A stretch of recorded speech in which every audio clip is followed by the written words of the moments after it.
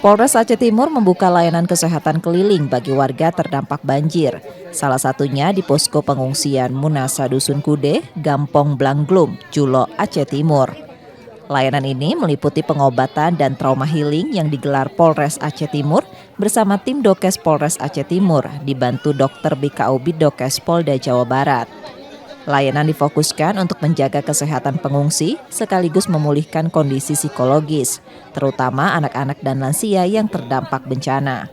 Warga memanfaatkan layanan ini untuk memeriksakan kondisi kesehatan mereka, serta mendapatkan pendampingan psikologis guna mengurangi trauma pasca bencana yang mereka alami.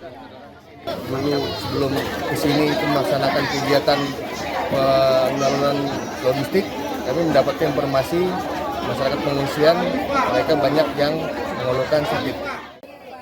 Layanan kesehatan keliling ini akan digelar bertahap di sejumlah titik pengungsian lainnya sebagai upaya pencegahan penyakit serta memastikan kebutuhan kesehatan warga terdampak banjir di wilayah Aceh Timur tetap terpenuhi. Tim Liputan Kompas TV, Aceh Timur, Aceh.